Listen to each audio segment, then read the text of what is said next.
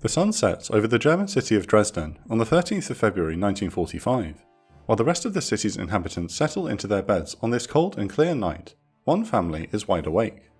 20-year-old Henny Wolf and her mother are two of the 198 Jews still living in Dresden, and are preparing to escape the city after receiving a deportation notice from the Gestapo. They plan to go underground until the war is over. However, the air raid siren sounds at 9:51 p.m. in the midst of their preparations. Jews are officially forbidden from air raid shelters, but the local warden appears at their door and insists the Wolf family join him in the building's shelter. Although reluctant, with the concentration camps hanging over their heads, they follow his instructions. By morning, they will be glad they did. 772 heavy bombers of the Royal Air Force and 527 of the US Army Air Force are about to inflict a devastating blow on Dresden, which will send shockwaves around the world. By 1945, the outcome of the Second World War in Europe is no longer in doubt, but after more than 5 years of savage fighting, Nazi Germany is fighting to the last man. It is unknown how much longer the fighting and dying will have to continue to finish the job. Germany's last-ditch counter-offensive on the Western Front in the Battle of the Bulge failed a month ago, while the Soviet Union unleashes what will become known as the Vistula Oder offensive on the 12th of January. With almost all of the Wehrmacht's strategic reserves destroyed by the Western Allies in the Ardennes, the Soviet Red Army forces a massive breakthrough on the Eastern Front. By the end of January, the Soviets are just 43 miles from Berlin. Yet, they have been forced to halt their offensive in order to regroup and bring up supplies, while eliminating pockets of resistance behind their lines. Meanwhile, the Western Allies are searching for ways to help the Red Army's advance on the German capital.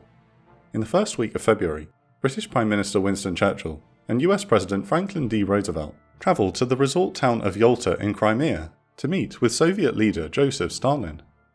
The primary objective of the Yalta Conference is to shape the post-war peace in Europe, but military matters are also discussed, with fierce fighting still ongoing.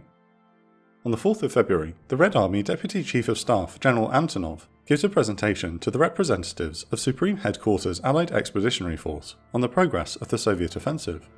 Antonov asks that heavy bombing raids be carried out to hinder the enemy from carrying out the shifting of his troops to the east from the Western Front, in particular to paralyse the junctions of Berlin and Leipzig. The Western Allies and the Soviets agree on a bomb line, a barrier that Allied aircraft will not bomb to the east of to avoid friendly fire. The city of Dresden is not mentioned in the official transcript of the meeting, except as part of the bomb line, which will run from Berlin through Dresden and onto Vienna, before ending in Zagreb. However, Hugh Lungi is one of the translators for Churchill and the British Chiefs of Staff, who later reveals that the Soviets specifically requested the bombing of Dresden.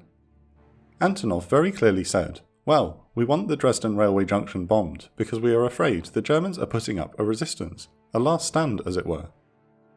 Lungi also asserts that Stalin himself requested the bombing of Dresden, along with Leipzig. Again, there is no official confirmation of these statements, but there is no doubt that a dialogue on targeting Dresden began between Chief of Staff for the RAF Sir Charles Portal and his deputy Norman Bottomley after the meeting with Antonov in Yalta. In fact, Dresden had already been designated as a potential target before Yalta. Sir Arthur Harris, the leader of RAF Bomber Command, has been pushing for a concentrated raid on the city since 1944, as part of the evolution of Operation Thunderclap. Thunderclap was planned in August of 1944 as a knockout blow against the Third Reich, a massive bombing raid on Berlin involving thousands of heavy bombers from both the RAF and the United States 8th Air Force. The plan called for the complete destruction of the city and estimated that upwards of 220,000 German civilians would be killed or wounded.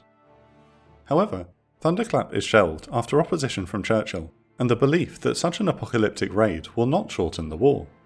Instead, the plan evolves into a triple strike on Berlin, Chemnitz, and Dresden. The area bombing raid on Berlin is carried out by the US 8th Air Force on the 3rd of February and causes heavy damage to the German capital. 3,000 civilians are killed, making this the deadliest raid of the war on Berlin. 3 days after the conference between General Antonov and the Western Allies, the British Air Ministry adopts Dresden as the next target. The USAAF is also informed of this decision, and the Allies begin marshalling over 1,000 combined bombers for an attack on the city. The 8th Air Force is to strike first, with a daylight raid on the marshalling yards and its workers, followed by an area bombing raid by the RAF at night, but poor weather postpones the American attack. Finally, day breaks on the 13th of February and reveals good flying conditions in Saxony. The decision is made for the RAF to strike that night and the USAAF the following day. Dresden's fate is sealed. The first wave of 254 Lancaster heavy bombers from 5 Group RAF begin taking off from their airfields at 5:20 p.m. local time. The British airmen have received a briefing on the target, which states, "Dresden is the 7th largest city in Germany, and not much smaller than Manchester. It is also by far the largest unbombed built-up area the enemy has got. In the midst of winter, with refugees pouring westwards and troops to be rested, roofs are at a premium, not only to give shelter to workers, refugees and troops alike, but also to house the administrative services evacuated from other areas." They are joined by 9 de Havilland Mosquitoes from 627 Squadron, acting as pathfinders to mark the target. The aircraft depart for Dresden, carrying extra fuel tanks for the 1,700-mile round trip. The raid will be carried out in 2 waves. 5 Group will strike the city first shortly after 10 p.m, before returning to base. 2 hours later, a much larger force of 552 Lancasters from 1, 3, 6 and 8 groups will arrive to continue the task of destroying the city. The grim strategy behind these staggering raids is that the second wave will drop their bombs just as firefighters, medical personnel and rescue workers are in the midst of their work following the first attack. The purpose of tonight's raid is to paralyse German troop movement on the Eastern Front, but Air Chief Marshal Harris sees the killing of civilians and damage containment as a necessary part of this task. Smaller raids will be carried out by Bomber Command on the cities of Misburg, Dortmund, Nuremberg, Bonn, Magdeburg and Bohlen to overwhelm German air defences. Contrary to popular belief, Dresden has been bombed twice already in the war, both times by the US 8th Air Force in the last 4 months. The raids inflict over 600 civilian casualties, but only the neighbourhoods around the railway marshalling yards are damaged. Despite these attacks, the city's residents believe they have been spared the worst of the bombing compared to the rest of Germany. Many are convinced that Dresden's status as a cultural centre is the reason why the city has not suffered the same fate as Cologne or Hamburg. Dresden is the capital of Saxony and has been nicknamed Florence on the Elbe for its spacious parks, beautiful medieval architecture, and its fine chinaware industry. The skyline is dominated by the Frauenkirche, a Lutheran church considered the spiritual soul of Saxony and a marvel of 18th century architecture. Dresden's reputation has lured its residents into believing that the Allies would not destroy the pristine city of 600,000 people. However, Florence on the Elbe is also a significant industrial hub. The pre-war fine china industry, which helped make the city famous, has been replaced by war industry. Dresden is a centre for the German dispersal effort, because it is perceived as distant enough from the Western Front, where key war industries can avoid Allied bombing. A legion of slave labourers and prisoners of war toil in factories to produce electrical communications equipment such as telex machines for the Wehrmacht. Dresden is also a manufacturing centre for military optical equipment to be used in armoured vehicles. Just 5 days before the RAF's raid, the state porcelain manufactory was requisitioned by the German government to produce armaments. Between these key war industries and the immense railway marshalling yards controlling the German army's line of communications on the Eastern Front, Dresden can be considered a legitimate military target. German early warning radar has picked up the numerous raids crossing the Reich's borders, but immediately identify a formation larger than the rest. Radar controllers refer to these larger bomber streams as Dickerhunds or fat dogs, but are unsure where the formation is heading. The British bomber crews deploy Window, the small metallic strips which scramble enemy radar displays. German countermeasures briefly lessened the impact of Window following the devastating firestorm raid on Hamburg in 1943, but the Luftwaffe's night fighter force is now so weak that only 10 Bf-110s can be scrambled to meet the incoming bomber stream. These fighters take off too late and fail to intercept the raid, and one is even shot down by friendly flak fire. With the bombers now heading deep into the heart of Germany, Dresden is placed on alert at 9:15 p.m. 24 minutes later, the first Flieger alarm, warning of an imminent attack, is broadcast on the radio. However, from their previous experiences with Flieger alarms, most residents believe nearby Leipzig is the actual target. It is only when the radio announces, "Attention, attention, Anglo-American bombers on approach to Dresden, seek the air raid shelters immediately," that people begin to head for their cellars or the public shelters. The air raid wardens note that the wording of "bombers on approach" signifies that this is an emergency. Dresden is indeed the target. Before we see how this played out, a quick word on this week's sponsor, our very own Patreon. You may have seen among fellow history creators that views on long-form history content across the board are much reduced from even 12 months ago. The YouTube algorithm, which recommends our videos to people who might be interested in watching them, has been updated in a way which intentionally or otherwise suppresses recommendations of history content. With a team of people relying on the monetization that comes from views, and with fewer views with which to negotiate with sponsors, without which we can't produce videos full stop, this has become a major problem for us. Shorts, and YouTube's own ads, which we don't receive any revenue from, also now take up valuable space on the YouTube homepage that would ordinarily be used to recommend long-form content. YouTube's demonetization bots have now run completely out of control, with our second channel, The Intel Report, having been recently completely demonetized by mistake, only to be eventually reinstated after 2 appeals. We continue to be censored from mentioning certain words, people, events, and topics. You may have seen the farcical lengths that we had to go to in a recent video on the reasons for the Iraq War to not mention naughty words. With that in mind, this video is sponsored by our Patreon. We're uploading videos completely ad and sponsor free. I intend to also use Patreon as an exclusive release platform for any videos which get demonetized on YouTube. Absolutely no pressure at all, but if you'd like to support us to be able to continue making videos, it would be amazing. Please take a look at patreon.com/theoperationsroom. That's patreon.com/theoperationsroom. No problem at all if you aren't able to support us financially. We appreciate all your support since April 2019. The first British aircraft arrive over the city at 10 PM. This is a squadron of 3 Pathfinder Lancasters, who are to drop the easily recognisable red, green and silver flares, nicknamed Christmas trees. The Pathfinders begin their work at 3 minutes past 10. These flares are meant to outline the shape and contours of the city, but their hypnotic beauty causes locals unaccustomed to bombing to stop what they are doing and stare at the colourful display. But those who have suffered bombing know what comes next and run for the nearest shelter.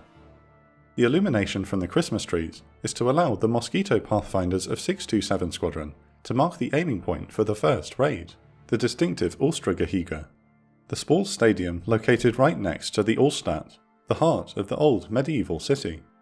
Flight Lieutenant William Topper is the lead target indicator pilot for the Mosquitoes. Anti-aircraft fire is almost non-existent as the city has been stripped of most of its flak batteries and sent to the front line.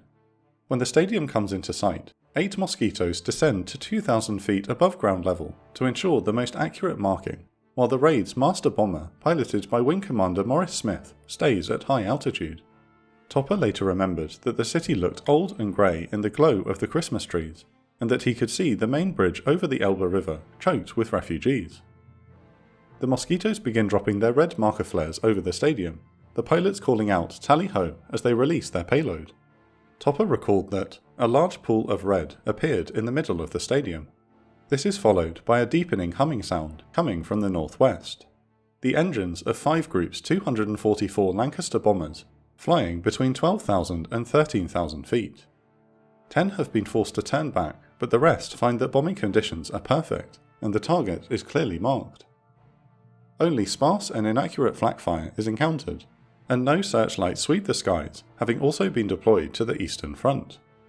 Wing Commander Smith transmits the order, Controller to Plate Rack Force, come in and bomb glow of red target indicators as planned. Bomb the glow of red TIs as planned. At 10:13 PM, the bombs begin falling on Dresden. The Lancasters release high explosive bombs designed to blow holes in buildings to promote better airflow to fires, as well as thermite incendiary bombs to breed the fires themselves. In the medieval Old City area, the structures are mostly wooden. Unlike other major cities in Germany, Dresden does not have enough large ferro-concrete shelters to protect the population. Instead, most people take refuge in their own cellar without the firewalls, air filters or sealed doors of the larger public shelters. Dr. Gertz Bergander is a chemist living in the neighbourhood of Friedrichstadt, who is lucky enough to have access to a custom-built shelter under a nearby distillery. His testimony after the war demonstrated the complacency about bombing which had infected the city. People mocked this shelter. They would come visiting and be shown around, and they would say, "Oh God, what is this for? We don't need anything like this." This cellar saved our lives. The city's population has been swollen by the arrival of between 200,000 and 400,000 refugees, fleeing the Red Army's advance. Most are billeted around the central train station before they are to continue to the west, but the crowd of refugees on the 13th of February is even denser than previous days. The raid begins just as the express train to Munich is leaving the station. Although air raid warnings attempt to stop the express and disembark the passengers, the train takes a direct hit shortly after the bombing starts. This sets off a wave of panic as thousands of refugees caught sitting in waiting rooms, standing on platforms or crowding into nearby restaurants begin stampeding for the train station's shelter. Some are trampled or crushed to death, while others are suffocated by the billowing smoke. Those who are lucky enough to force their way into the shelter find it overflowing with terrified civilians. Allied prisoners of war are also caught under the bombs. The most famous is Kurt Vonnegut, a US Army intelligence scout who was captured during the opening days of the Battle of the Bulge. Vonnegut and other POWs have been put to work in a malt syrup factory, but are being held in a converted barracks in Slaughterhouse No. 5 in one of Dresden's abattoir complexes.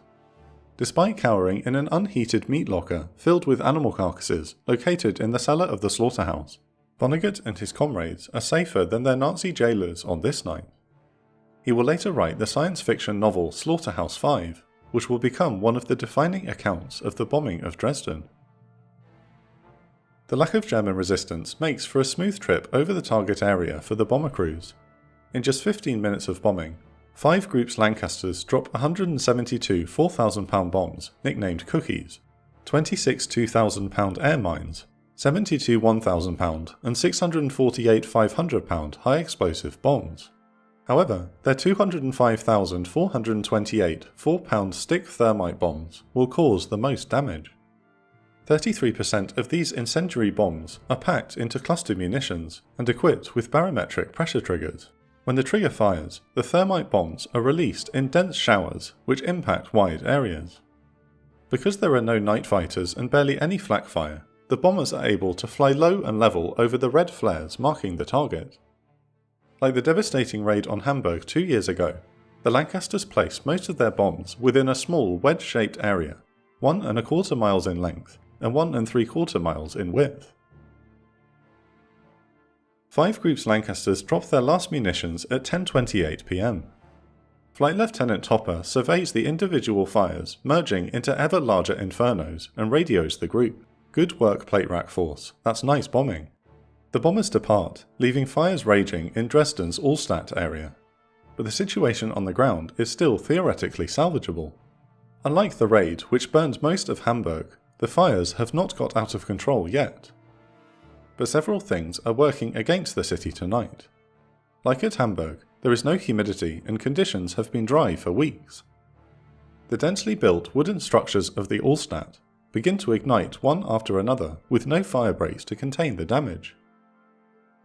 The same atmospheric conditions which produced the Hamburg firestorm take hold here, as the growing inferno draws in oxygen to use as fuel. The wind speeds begin to pick up as the fires hungrily devour anything in their path. The complacency of the civilian population hinders the response. The residents have been fed mixed messages on how to properly extinguish fires in a bombing raid. By now, German civilians in other cities are well drilled in preventing deadly firestorms from taking hold. In those places, rather than wait out the bombing in their shelters, civilians are encouraged to emerge and actively help with firefighting efforts as soon as possible. The incendiary bombs which cause the most damage can be easily neutralized by shoveling sand on them, but speed is critical. In Dresden, the population's lack of experience with concentrated bombing raids leads most to stay in their shelters while the fires take hold above them. The city's Nazi Party newspaper also prints warnings that civilians should not leave their air raid shelters during a raid. An article 2 months before the bombing reads, "Instead of fleeing thoughtlessly into the open, we should rather put all our energy into turning our cellar into a really secure refuge." Half an hour after the bombers leave, firefighter Alfred Burke arrives at the Allstadt's eastern edge to begin rescue work, only to learn that much of the critical firefighting trucks and equipment have been destroyed during the bombing. The city's emergency response services are controlled from an underground headquarters in the Albertinum, the former Royal Art Gallery. However, the bombing has cut off communications to the surface, leaving city officials in the dark. Albert Berg arrives at the Albertinum to receive instructions, only to be told to wait for information. The director of Dresden's City Repair Service, Georg Veit, is one of the only officials above ground and trying to track the situation. Veit later reports, "The population, intimidated by high explosive bombs into staying in its shelters, is therefore not available to extinguish the small fires. The conflagration develops very slowly and only becomes apparent all at once when the thousands of small fires have grown sufficiently to burn their way through the ceilings beneath roofs and attics. Then, very suddenly, the third and fourth stories of buildings everywhere start bursting into flames." The situation continues to deteriorate. The fires spread for almost 3 more hours, killing hundreds and perhaps thousands of people by the flames or by smoke inhalation. By 1 AM, the dreaded meteorological event known by the Germans as a firestorm has taken hold. Yet, the German city of Dresden is about to take another pounding by an even bigger force. In 1942, Bomber Harris made a steadfast promise. The Nazis entered this war under the rather childish delusion that they were going to bomb everybody else, and nobody was going to bomb them. They sowed the wind, and now they are going to reap the whirlwind. The whirlwind is on its way. The air raid sirens sound again at 1:05 AM. A bomber stream 120 miles long is about to rain more death and destruction on the city. These bombers of 1, 3, 6 and 8 groups RAF Bomber Command crossed the English Channel at the same time the first wave from 5 group began their long journey home. 23 bombers have been forced to abort, leaving 529 Lancasters to carry on to the target. Early jamming efforts, along with windowing provided by Mosquitoes of 100 group, have confused German radar even more than the first wave. Only at 12:52 AM is the city's defence leadership alerted to an even larger raid just minutes away. The Pathfinder crews of 8 group are the first to arrive from the southwest at 1:07 AM to find that their comrade Pathfinders in 5 group have done their job so well that further target marking is hardly necessary. Bomb aimer Miles Tripp recalls that it was impossible to miss the burning city on approach. The streets of the city were a fantastic latticework of fire. It was as though one was looking down at the fiery outlines of a crossword puzzle. Blazing streets stretched from west to east, from north to south, in a gigantic saturation of flame. The Pathfinders dive in low to prepare to drop their target indicators into the maelstrom of flames. However, a discussion is taking place between Raid Commander Peter de Wesselo and the Chief Marker Hugh James Legood, who reports, "Dresden, clear over target, practically the whole town in flames, no flak." The assigned aiming point is the Altmarkt, located between the Altstadt and the Schloss Royal Palace. But the Altmarkt is already burning, and de Wesselo does not want to waste bombs in an already destroyed area. He decides to bomb the unaffected neighbourhoods surrounding the city centre, and orders the Pathfinder Lancasters to instead drop green flares on the fringes of the firestorm. The districts of Plauen, Südvorstadt, Friedrichstadt, Lobtau, Johannstadt and Striesen are the unlucky victims of this change in orders. Thousands of civilians who have fled their homes have gathered in parks surrounding the firestorm with nowhere else to go. The main train station in Südvorstadt had been damaged in the first raid, but not catastrophically, and is still a relatively safe haven for the countless refugees still in the city. At 1:21 AM on the 14th of February, the main wave of Lancasters begins dropping 1,766 tons of high explosive and incendiary bombs on the city. Some aboard the bombers can see the flashes of artillery fire far to the east as the Red Army pushes into Silesia. The civilians on the ground have received essentially no warning until the hum of aircraft engines is directly overhead. The first raid cut most communications throughout Dresden, and only a few local air raid sirens are still active. Most of those caught in the second raid never hear any air raid sirens. Rudolf Eichner is another young soldier recovering from wounds at a military hospital in the southern part of the Altstadt when bombs suddenly begin exploding nearby. Completely surprised, we rush back down into the shelter. Soon, since the people of the district could no longer find safety in their burning buildings, it was vastly overcrowded. There came the deafening noise of the bomber formations, much louder than in the first attack, and constant explosions which shook the building. The same phenomena which so thoroughly razed the city of Hamburg are also seen in Dresden. Trees begin exploding from the water inside trunks becoming superheated by the scorching temperatures, which reach 2000 degrees centigrade.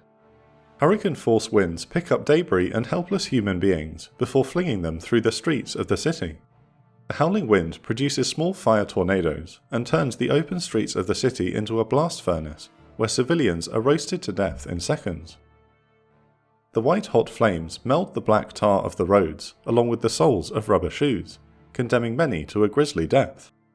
Yet, like in Hamburg, the most deadly killer is that the firestorm devours all of the oxygen in an area. The central train station and its vast underground shelter complex has become a death trap. The fires raging above ground, along with no filtered air supply, few emergency exits, and a general state of hysteria, means very few survive the night. A female refugee will later describe her rescue from the shelter. Led by an army officer, we passed through the basement. There must have been several thousand people there, all laying very still. They have been killed by the lack of oxygen, carbon monoxide poisoning, and smoke inhalation, like most of the victims on this night. 21-year-old Bertold Meyer witnessed this even in the open street. Some individuals, especially the older people, started to hang back.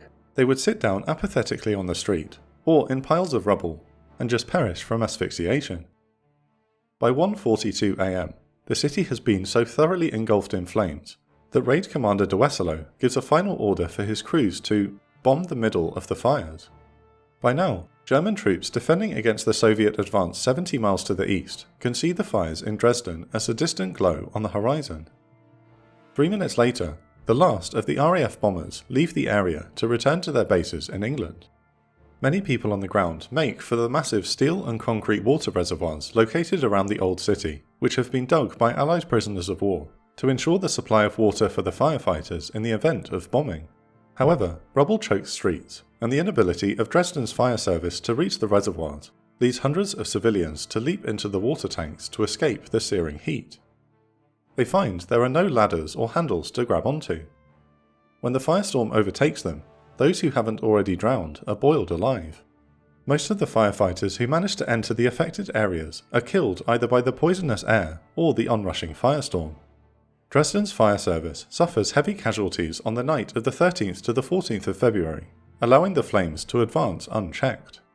The firestorm begins to die down at around 5 a.m, having run out of fuel once the Allstats wooden structures have burnt to cinders. The sun rises on the 14th of February, a day which will be known to Dresdeners as Ash Wednesday.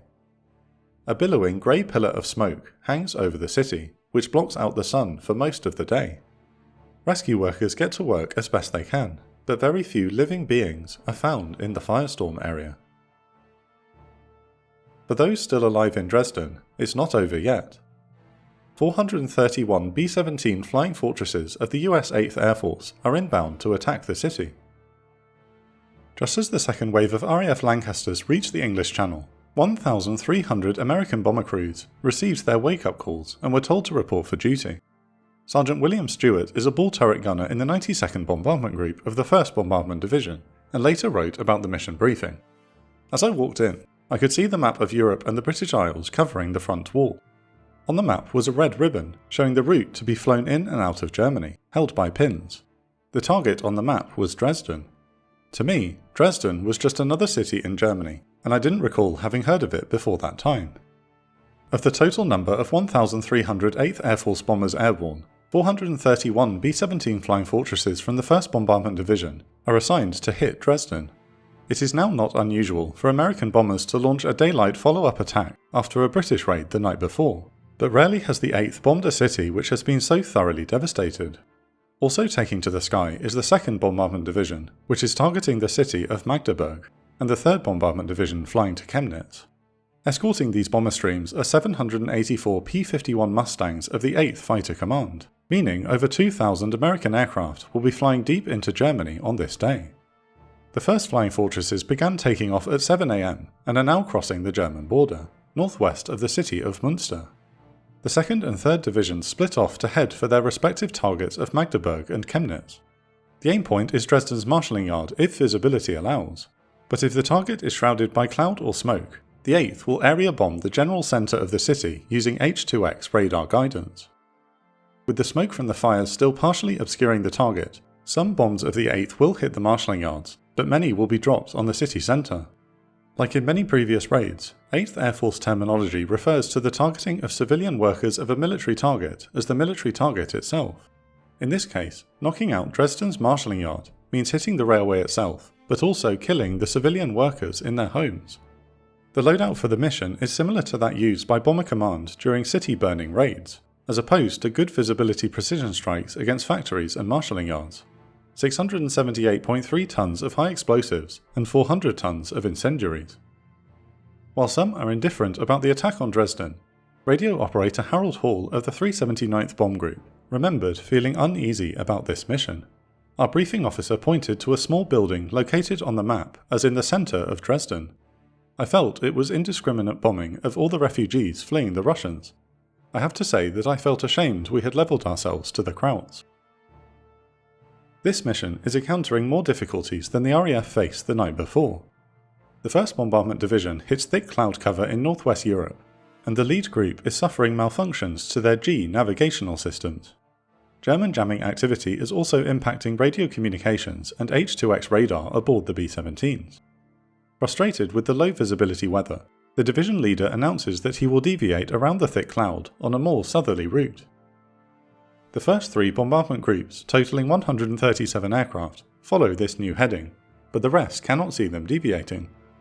Instead, the 311 B-17s from the 92nd, 303rd, 305th, 306th, 379th and 401st bomb groups increase their altitude to 30,000 feet and fly over the cloud cover while remaining on their present heading. The two formations quickly become separated and the lead group drifts off course by 65 miles. With the division leader's radar not working, navigation is passed off to the deputy, who manages to make the correct turn to the southeast. At noon, a break in the clouds reveals a large city below with a river running through it. Believing this is Dresden, the lead group drops its bombs on the city centre. However, this is actually the Czechoslovakian city of Prague, and not Dresden. The group has ended up 80 miles off course. 701 Czechoslovakian civilians are killed, and another 1,100 wounded as a result of this costly mistake. The 9 bombardment groups which maintained the correct heading continue on a constant bearing until they are faced with a dark smoke plume rising to 15,000 feet in the distance. After a few minutes, the 379th's lead aircraft positively identifies the burning city as Dresden. Once again, there are only a few flak bursts and no Luftwaffe fighters to greet the attackers.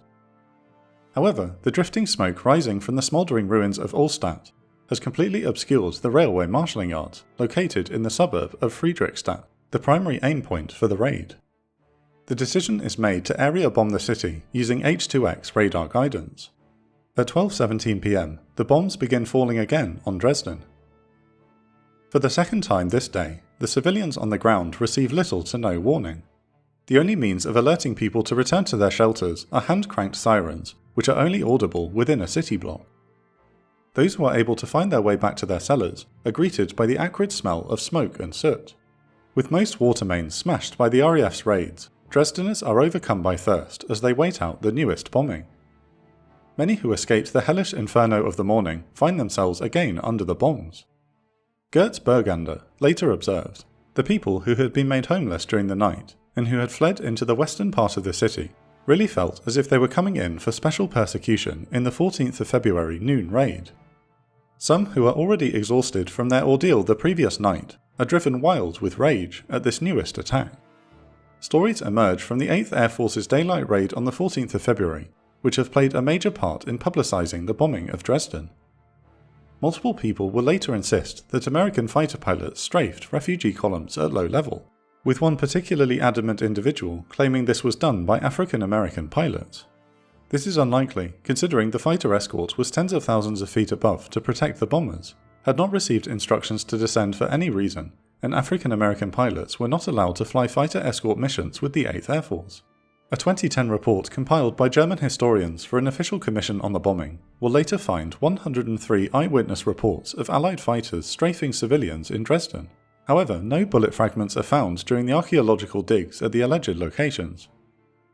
An RAF Mosquito Observer aircraft will later document the damage.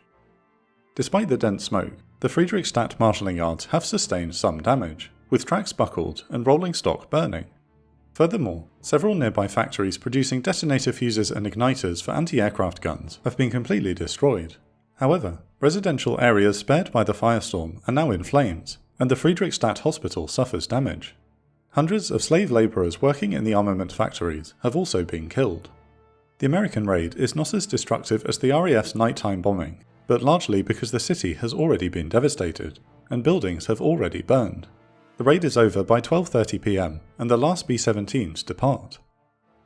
The 311 flying fortresses have dropped almost 1,900 high explosive and 136,800 incendiary bombs on the city.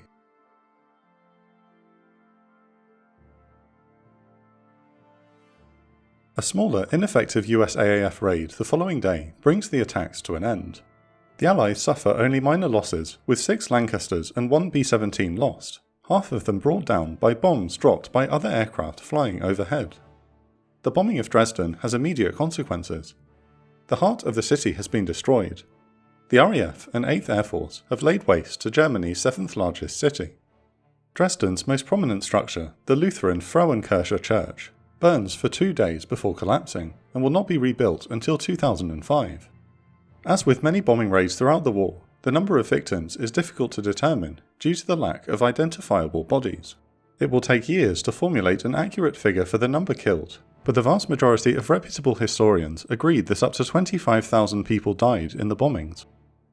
Unlike other big raids in the war, the strategic, military and economic outcomes of the Dresden attacks are difficult to assess because the area will later fall under Soviet occupation, which will prevent an in-depth assessment.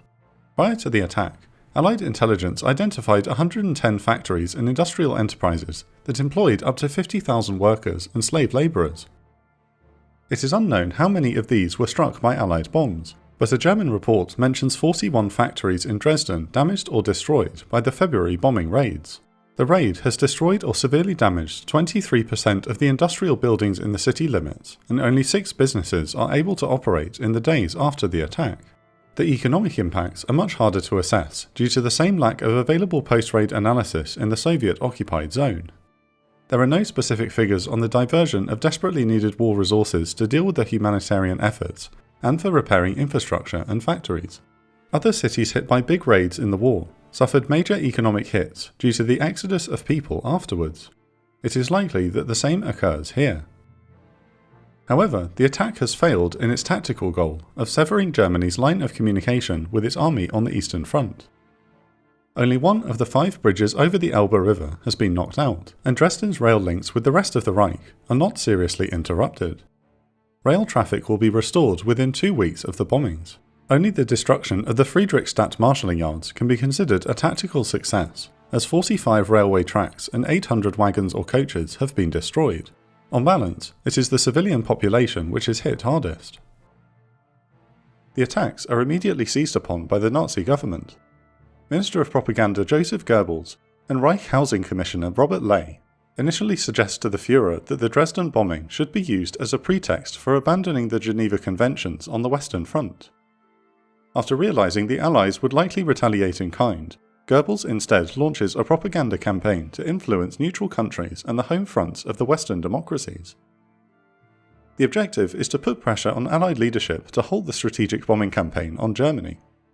To sell the bombing as a war crime, the German propaganda ministry doctors an official casualty report which stated the number of victims as 20,204 by adding an extra 0 to the number, instead claiming that 202,040 people had been killed. Goebbels' propaganda push is among the most effective of the Second World War. Journalists from neutral countries such as Sweden published the fabricated casualty reports without further investigation. These claims then banked their way into the newspapers of Allied countries, sparking outrage in some circles. The matter is not helped by a clumsy comment made 2 days after the bombing.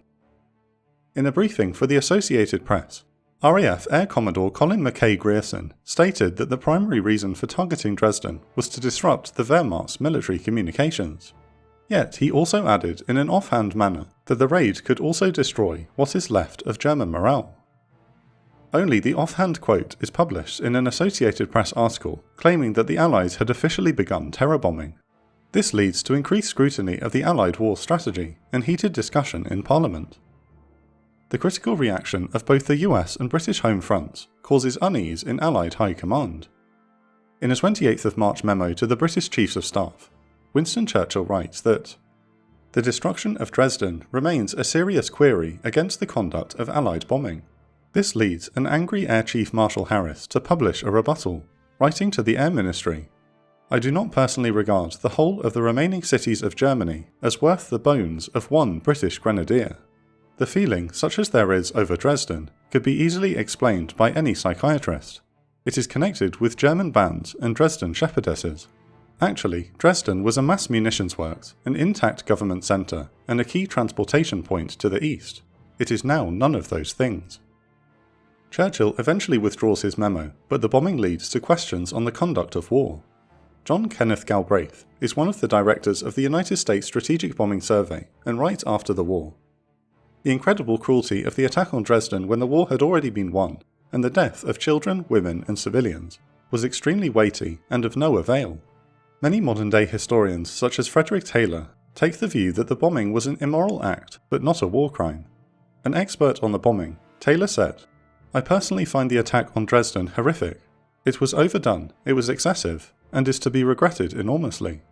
But also noted in his book Dresden, Tuesday 13th of February 1945, that the city was still the home of over 100 factories and over 50,000 labourers supporting the war effort. Thus, many believe Dresden was simply another victim of total war, in which no place or person can be considered a non-combatant.